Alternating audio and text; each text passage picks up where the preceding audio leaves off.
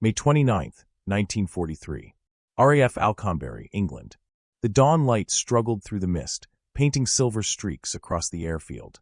The ground was slick with dew, and the distant hum of engines echoed like a heartbeat through the countryside.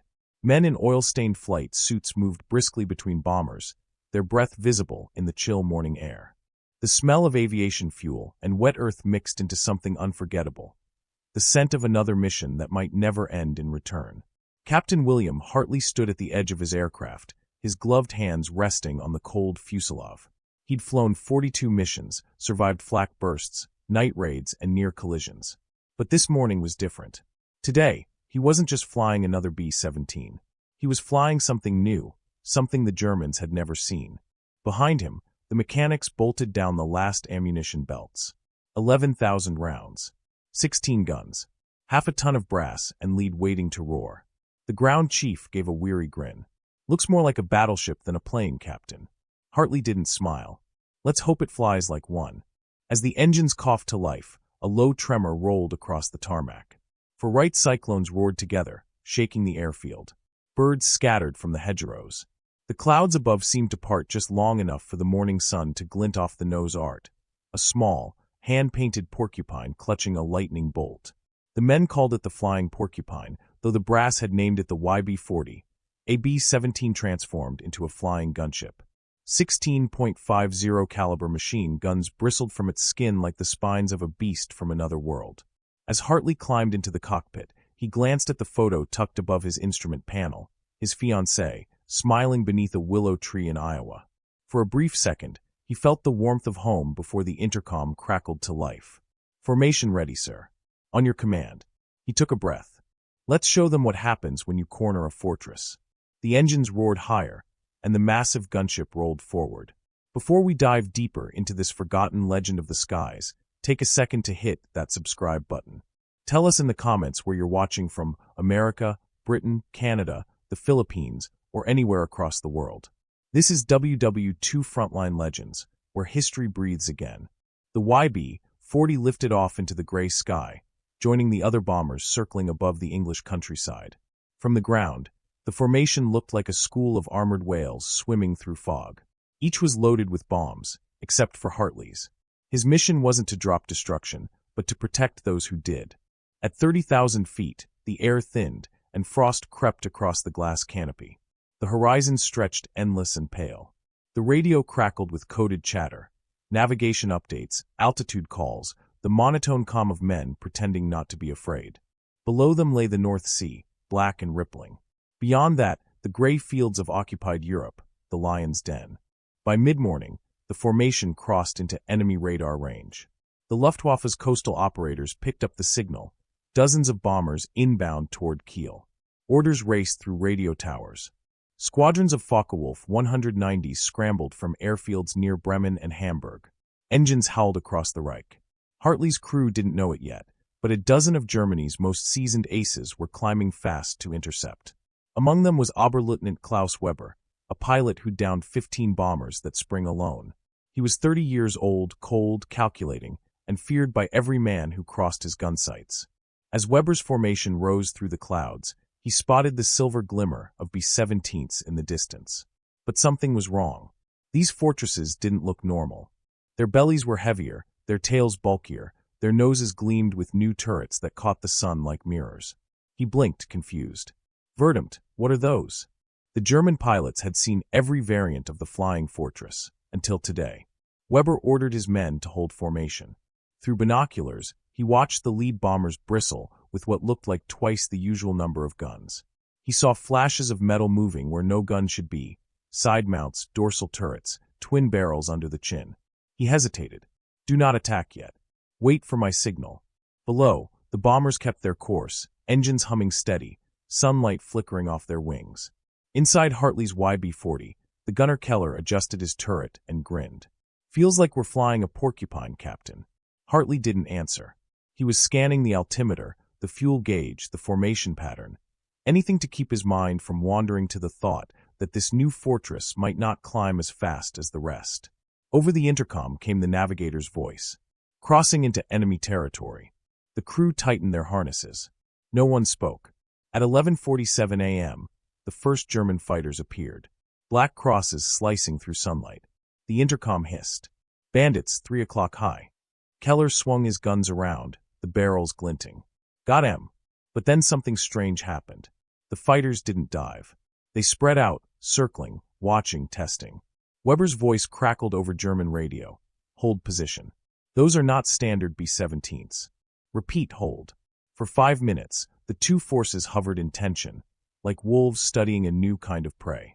The American gunners waited, fingers on triggers. The Germans waited, calculating angles, wondering what kind of machine could possibly need 16 guns. Finally, the radar operator in Weber's group called out, Herr Oberleutnant, the bombers are approaching target range. If we delay. Weber hesitated. His instincts screamed trap. We don't know what we're facing. Stand down. He pulled back, signaling a retreat. The fighters vanished into cloud cover, leaving the bombers untouched. Hartley stared out of the cockpit window, bewildered. They're leaving.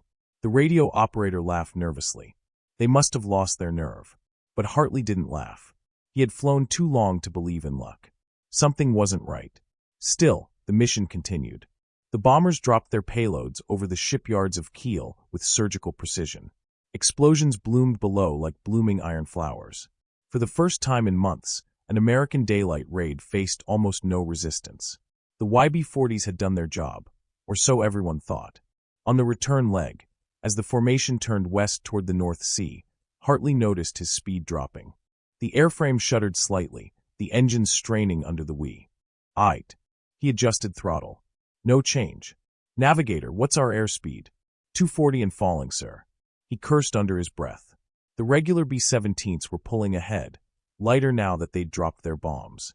The YB-40s, still heavy with ammunition and armor, couldn't keep up. Within minutes, they began to drift behind the formation, slow, lumbering, and alone. Hartley's voice cut through the intercom. Maintain course. Don't break radio silence.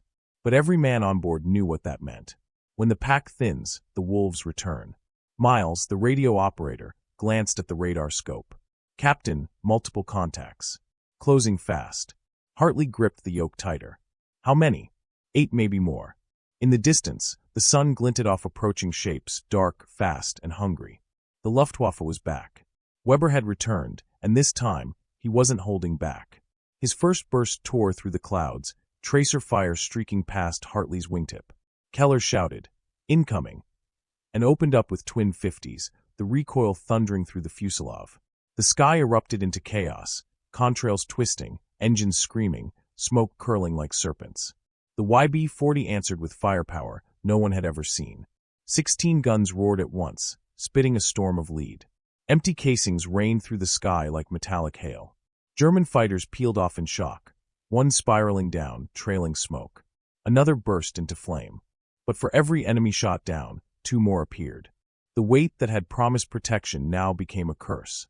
Hartley tried to climb, but the overloaded engines groaned in protest. The rest of the formation was long gone, tiny specks on the horizon. He was on his own. Keller's turret jammed. The right waist gun overheated. Smoke filled the fuselage. The intercom sputtered out. And still, Hartley refused to turn back. Bullets shredded through aluminum skin. Oxygen masks hung loose. Frost crept over glass. The cold bit into their lungs. Hartley's last clear thought was of that photo taped above the controls, her smile beneath the willow tree. He whispered under his breath, "Just 1 more mile." The storm clouds swallowed them whole. And by the time British radar picked up a faint, limping signal over the North Sea, every man at RAF Alconbury assumed the YB-40 was gone. But what that radar operator saw next would leave more questions than answers. The radar operator at RAF Alconbury rubbed his eyes.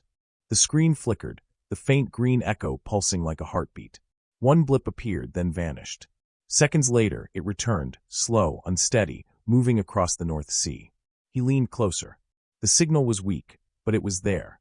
"Sir," he called out, "we've got 1, maybe 2 coming back." The controller frowned. At this speed? Impossible.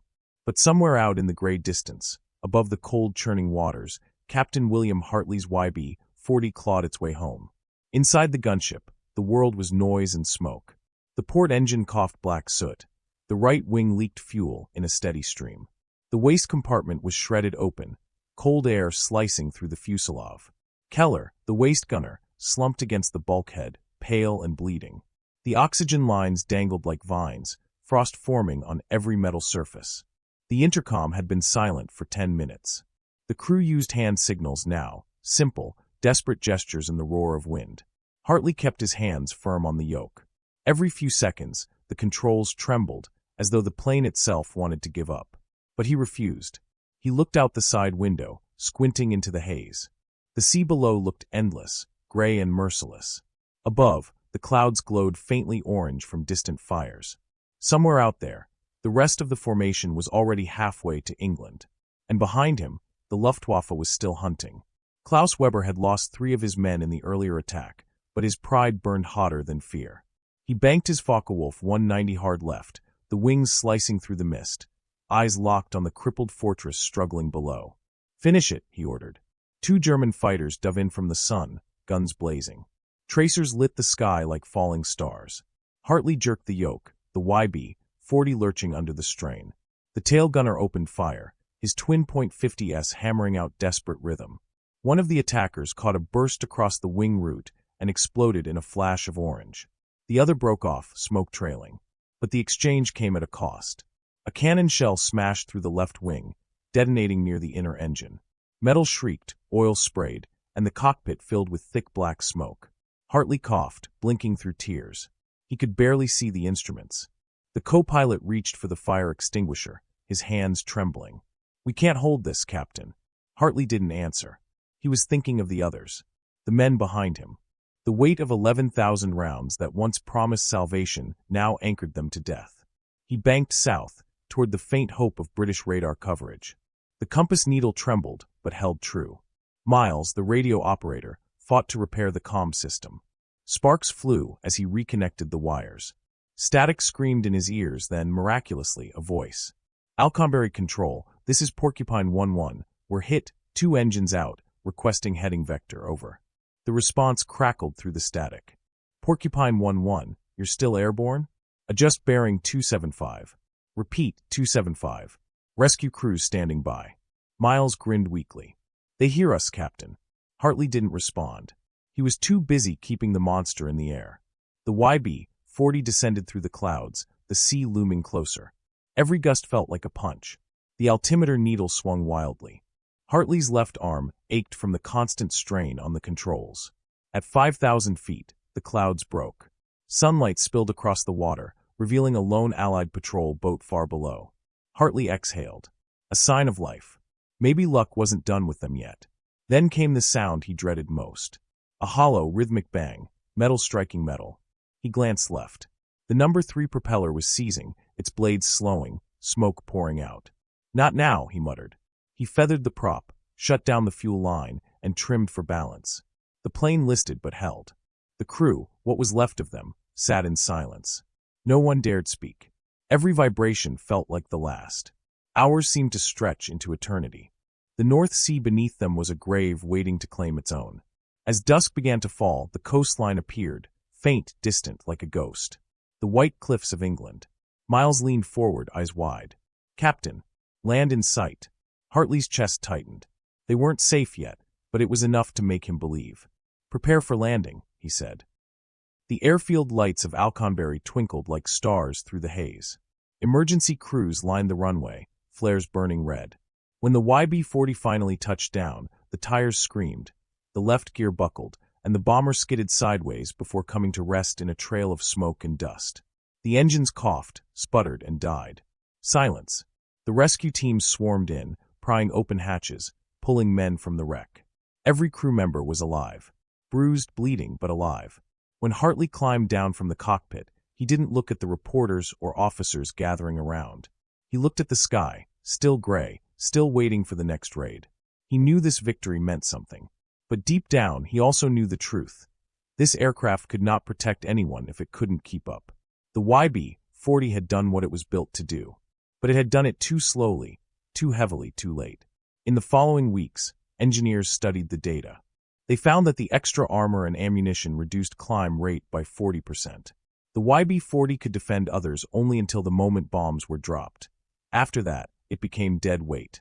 By August 1943, the program was cancelled. The surviving gunships were stripped for parts, their experimental turrets sent to newer B-17G models.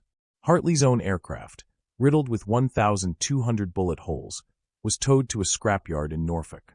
He walked away without ceremony, the image of Keller's pale face still burned into memory. The war went on, and the sky claimed new victims every day. But the legend of the YB-40 didn't end there. Months later, reports began to surface from German pilots over Bremen and Hamburg. They spoke of encountering super fortresses that no longer existed. They described B-17s with twin-chin turrets, dorsal guns, and firepower beyond imagination. Machines that appeared from nowhere unleashed torrents of gunfire and vanished into cloud. One pilot swore he chased one for 20 miles before it disappeared into a storm, glowing faintly red under lightning. Another claimed he fired point-blank at one and watched his rounds pass straight through it. Luftwaffe command dismissed the accounts as combat stress. But the rumors spread. Some called it the Phantom Fortress. Others, Hartley's ghost. No one could explain it. Back at Alconbury, Hartley kept flying. He moved to standard B-17 missions, leading younger crews through flak and fear. But sometimes, late at night, he'd stand by the runway lights and stare into the horizon, waiting, as if expecting something to return. One evening, during a night raid, a strange report came through radio intercept. A British radar station near the coast logged a single unidentified blip flying north over the sea. Altitude 12,000 feet, no transponder, no IFF signal. When they tried to hail it, there was no response. The operator described it simply. A fortress, but different. Too many guns. When they scrambled fighters to intercept, the blip faded, vanishing from the screen. The next morning, Hartley visited the radar station himself. The operator handed him the log sheet. Coordinates. Time. Signal strength. Hartley studied it quietly, then looked out toward the sea. The waves shimmered under the morning sun. Could have been a glitch, the operator said. Maybe, Hartley replied. Or maybe some ghosts just don't know they've gone home yet. He left without another word. Over time, the YB-40 faded from official records. Few remembered its brief existence. It was a footnote in history, a desperate idea born in an age of desperation. But among those who flew the daylight raids, the legend never died. They told stories in quiet bars and base canteens. Stories of a silver gunship that sometimes appeared when things looked darkest, blasting through enemy lines and then vanishing before dawn. No one could prove it. No one ever caught it on film. But ask any veteran who'd seen the skies burn over Europe, and some would swear they'd seen it, a lone fortress, bristling with guns, flying just above the clouds. They said it looked like it didn't belong to this world anymore. And when it appeared, every man in the sky felt the same chill, not of fear, but of something older. Something eternal. As if the ghosts of those who never made it home were still fighting to keep others safe. Autumn, 1945. The war was over, but not everyone had found peace. Across England, airfields once thunderous with life now stood silent. Grass grew through the cracks of the runways. Rust gathered on hangar doors. The air smelled of oil, dust, and forgotten glory. At RAF Alconbury, a few mechanics remained to strip the last of the abandoned planes. One morning, as fog rolled in from the countryside, a sergeant named Douglas Pike discovered something strange inside an old storage hangar. It was a battered fuselage, bare, skeletal, with faint lettering still visible along the nose. Porcupine. He froze. The YB-40 had been scrapped months earlier, logged as dismantled, its remains melted down for parts. But here it was, whole, silent, resting in the corner of the hangar like a sleeping animal. Pike ran his hand along the scarred aluminum. Bullet holes pocked the skin, edges blackened from fire. Inside the cockpit, the instrument glass was cracked, the controls stiff with corrosion. And taped to the dashboard, half faded by time, was a photograph. A woman under a willow tree, smiling. The name Captain William Hartley was still etched beneath the canopy rail. When they checked the records, no one could explain it. The serial number didn't match any YB-40 assigned to Alconbury. It shouldn't have existed. Yet there it sat, material and undeniable. The wreck was quietly hauled away for scrap, the paperwork buried among post-war bureaucracy. But rumors began to ripple again, this time among those who had seen the impossible twice. In Germany, farmers near Bremen reported hearing engines in the night, low, heavy, passing overhead without lights. Allied occupation forces dismissed it as nerves, But some soldiers swore they'd seen a ghostly outline drifting above the clouds, its guns gleaming faintly as if reflecting moonlight. Radar stations along the North Sea detected lone signals, slow, erratic, appearing where no flight plan existed. Every time they sent interceptors, nothing appeared. Just the cold wind and silence. Even Klaus Weber, the Luftwaffe ace who'd survived the war, spoke of it years later. In a post-war interview, he recounted an encounter in early 1944. "I saw it again near Bremen. A single fortress, flying low over the clouds. It had gun ports where there should be none. I fired. I swear to you, my rounds went straight through it. Then it vanished."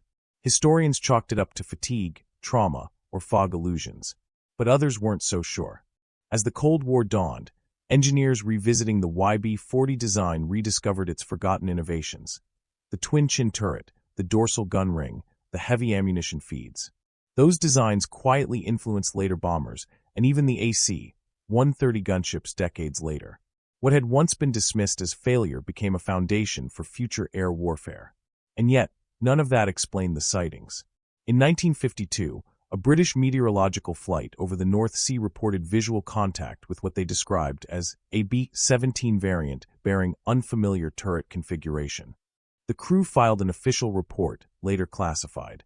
They noted no IFF signal, no radio acknowledgement, and a mysterious call sign faintly transmitted through static. Porcupine 11. When the report resurfaced years later, skeptics dismissed it as miscommunication or radar ghosting. But those who knew the name couldn't ignore it. William Hartley had disappeared from military records shortly after the war. Some said he returned to Iowa, married, and ran a small aviation workshop. Others claimed he died in a test flight accident over the Channel. There were no photographs of him after 1945, no official obituary, just silence. Yet his legend remained, whispered among old pilots who remembered that terrible summer of '43.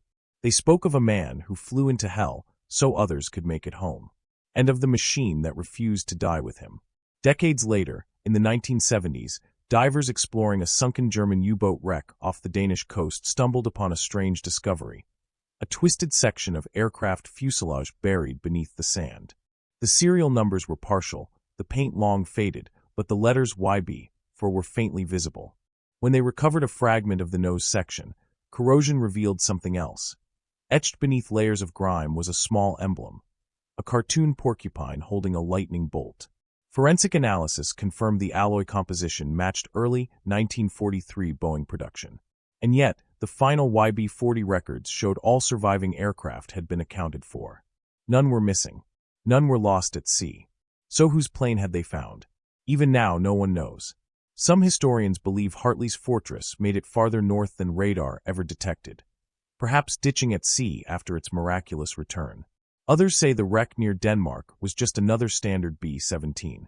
But for those who've listened to veteran testimonies, the legend lingers. They describe cold nights during convoy patrols, when radar picked up echoes of something large flying parallel to their route, never too close, never too far. Some claim their radios briefly caught a signal, a faint voice repeating the words, "Still watching." No official record confirms it. Yet there are stories too persistent to die. A retired radar technician once said that on a foggy November night in 1947, he saw the blip again, same call sign, same trajectory, before his screen went dark from a sudden power surge. When he rebooted the system, the signal was gone. He retired the next week. Years later, at a museum display in Seattle, a young boy stood staring at an old photograph. It showed a group of airmen standing beside a heavily modified B-17. On the nose, the word porcupine. The boy asked the curator, "Did that plane really exist?" The curator smiled. For a little while, and maybe a little longer than it should have. Because history isn't only made of what can be proven. Sometimes, it's held together by what refuses to be forgotten. The YB-40 was meant to defend others. It became a symbol of courage, failure, and mystery all at once. A machine too heavy to survive, but too powerful to vanish. And whether the ghost stories are truth or legend, every pilot who flew beneath gray English skies felt its shadow at least once. A reminder that somewhere out there, in the cold layers of cloud and memory, the spirits of the sky still stand watch. When the night is still and engines whisper far above, some say you can hear it, the echo of 16 guns, fading into the distance. If stories like this remind you of the courage, mystery, and sacrifice that shaped the skies of World War II, don't let this be the last one you hear. Tap that subscribe button right now, give this video a like, and share it with someone who still believes in heroes who never made it home. Tell me where you're watching from: America, Britain, Canada, Australia, or anywhere around the world. I read every comment. You're watching WW2 Frontline Legends, where the echoes of history never fade, and where every story, even the forgotten ones, still fly.